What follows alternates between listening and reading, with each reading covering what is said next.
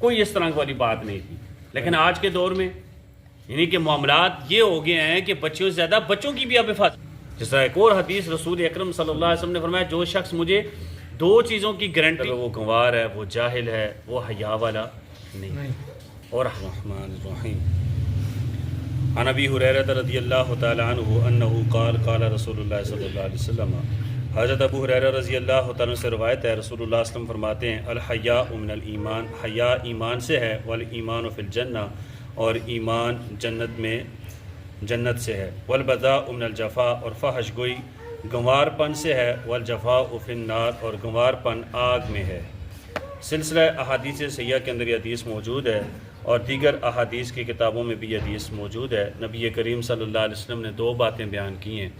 ایک بات یہ بیان کی ہے کہ حیا جو ہے وہ ایمان سے ہے، اور ایمان انسان کو جنت میں لے کے جائے گا، اور بے حیائی یا فحش گوئی جو ہے یہ گنوار پن سے ہے. گنوار پن کس کو کہتے ہیں؟ یعنی ایک جاہلیت سے ہے، جاہلانہ پن ہے، یہ لا علمی والا ہی چیز ہے.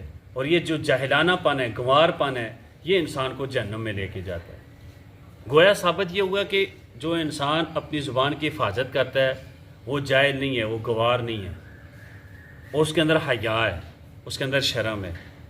اور جو انسان اپنی زبان سے گالی نکالتا ہے، زبان کی حفاظت نہیں کرتا، اپنی زبان سے برے جملے نکالتا ہے، اس کا مطلب ہے وہ گنوار ہے، وہ جاہل ہے، وہ حیا والا نہیں. اور حیا ہی انسان کو جنت میں لے کے جائے گی. مطلب اپنی زبان کو کنٹرول میں رکھنے والا ہی انسان جنت میں جائے گا، اور بے حیا فحش گوئی کرنے والا گوار انسان، جاہل انسان، یہ جہنم میں جائے گا، کیونکہ یہ اپنی زبان کو کنٹرول میں رکھ ہی نہیں رہا نا. فحش گوئی کرتا ہی جا رہا ہے، ہر وقت گالی گلوچ ہی کرتا ہی جا رہا ہے. دیکھیں کل بھی حدیث بیان ہوئی تھی اسی زبان کے حوالے سے.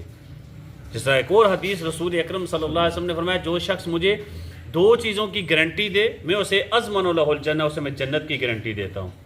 دو چیزوں کس کی؟ فرمایا ایک اپنی زبان کی، دوسری اپنی شرمگاہ کی. جو ان دو چیزوں کے اوپر اپنا قابو کنٹرول کر لے نا وہ جنتی ہے. اور یہ آج کے دور کے اندر یہ دو چیزیں بڑی بالخصوص ہیں. فتنے کا دور ہے اور فحاشی کا دور ہے. میڈیا کا آپ استعمال دیکھ لیں، یعنی کہ پہلے ہمیں اچھی طرح وقت یاد ہے جب یہ ٹچ موبائل نہیں ہوتے تھے تو اتنی بے حیائی نہیں تھی.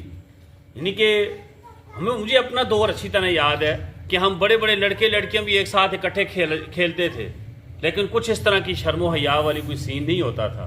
ہماری چاچے کی بیٹیاں، تائی کی بیٹیاں ہیں، کزنیں ہیں، پورے محلے والے، سارے گاؤں والے اکٹھے کھیل رہے ہیں، ساری رات کھیل رہے ہیں جی، ماں باپ کے سامنے بیٹھے ہیں. کوئی اس طرح والی بات نہیں تھی. لیکن آج کے دور میں یعنی کہ معاملات یہ ہو گئے ہیں کہ بچوں سے زیادہ بچوں کی بھی اب حفاظت کرنا زیادہ مشکل کام ہو گیا ہے. یعنی کہ اس کی وجہ کیا ہے کہ انسان یعنی کہ زبان کنٹرول اس کے میں نہیں رہی، اس کے حیا اور شرم اس کے کنٹرول میں نہیں، شرمگاہ اس کے کنٹرول میں نہیں ہے. ان کی جب حفاظت ہوگی تو پھر ہم جنتی اس دور کے اندر بالخصوص ان دو چیزوں کی حفاظت کریں، اپنی زبان کی بھی اور اپنی شرمگاہ کی بھی. اور ان دونوں چیزوں کی تربیت گائے بگائے اچھے سنجیدہ الفاظ کے اندر گھروں کے اندر بھی اپنی ماؤں بہنوں کے سامنے، بیٹوں کے سامنے اس چیز کی کریں. بھائی ان دونوں چیزوں کے اوپر آپ بڑا کنٹرول کریں، اپنی زبان پر بھی اور اپنی حیا پر بھی.